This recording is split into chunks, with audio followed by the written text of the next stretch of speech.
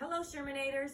All right, as I promised, here we are. I'm going to read just one chapter today and then one tomorrow, and so on. So, as we left off yesterday, there was a fire drill, and they were lining up, and of course, Emily and Linda are kind of at odds right now, and Linda is the leader of Emily's group for making the inventions, and Emily is a little, I think, jealous and upset that she's not the leader.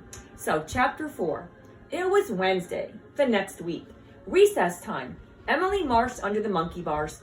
Tum-ta-dum-ta-dum, she said, all dressed in white. Oh, she's pretending Miss Vincent's getting married. I got it. Tum-tum-ta-dum. She made believe that she was marching down the aisle.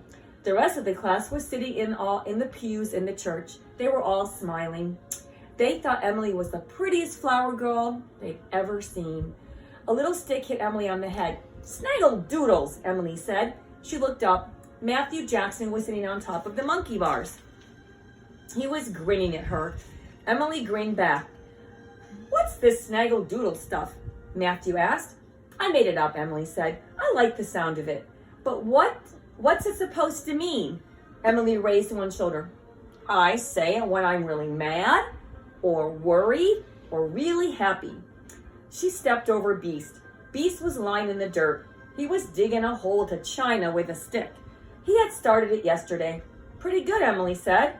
Up to my wrist, said Beast. Terrific. Not so terrific, Beast said. I was almost to my elbow last week. Then Jim the custodian filled the dirt in. So this is Beast. Okay, so they're at the monkey bars, and there's Emily. And she's just daydreaming about being a flower girl, because you know it's one of the things she wants to be. Emily leaned over. Hey, look at that great worm. I wonder if it's the one we saved last fall. Remember that? They were late from recess because they were playing with the worm, trying to save it. Beast said, remember? We took him out of the puddle. Oh, maybe, Emily said. He looks like the same. Oh, all worms look the same, Matthew said.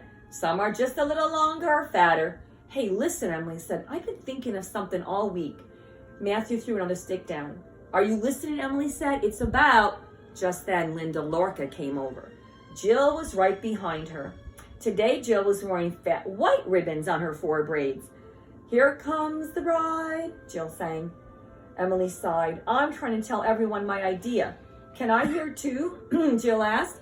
Yes, said Emily. Linda Lorca stuck her foot into Beast's hole. Up to my ankle pretty soon, she said. If Jim doesn't come along and fill it in with dirt, said Beast. Okay, my idea is this, Emily said. Maybe we could bring a cake for Miss Vincent, a wedding cake. Oh, that's a good idea, said Jill. She picked up a stick. She began to help Beast dig. Linda Lorca frowned. I had the idea first. Oh, snaggle doodles, Emily said under her breath.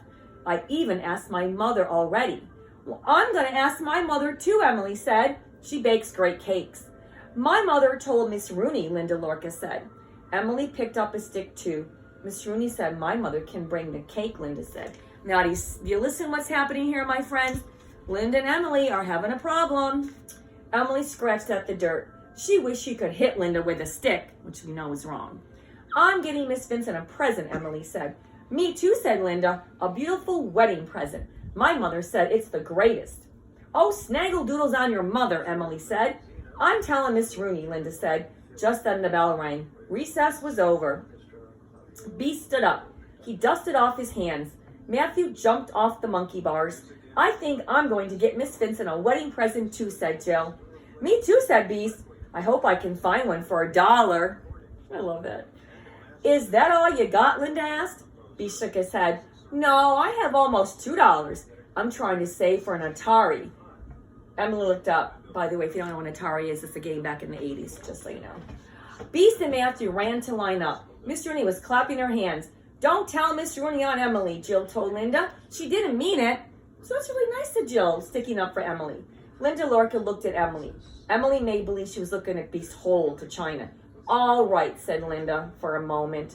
They began to run toward the line. Miss Rooney started for the steps. They ran a little faster. Emily was last. She looked at Linda Lorca. Linda's hair was bouncing up and down. Her jacket was flapping in the breeze. Miss Vincent would probably love Linda's cake, Emily thought. She'd say Linda's present was the greatest. She might even ask Linda to be a flower girl. Emily could see Linda marching down the aisle, just like she imagined herself doing. She'd be twirling her hair with her finger. Emily wished she could think of a wedding present better than Linda's. Something wonderful. Everyone would say it was the greatest, even Linda Lorca's mother. So that you have it, my friends. Emily is pretty upset and jealous, I think, of Linda, and they're going to have this issue about, who's going to be the flower girl. But Miss Vincent hasn't even asked them to be a flower girl yet. So we'll have to see what happens in chapter 5, if they're going to resolve their issues, because, sometimes friends do have issues and disagreements. But the thing I always said to you was, in all of our Polk Street books, the theme is always friendship. So let's read on tomorrow and see what happens in chapter 5. That's it for now. Sherman out.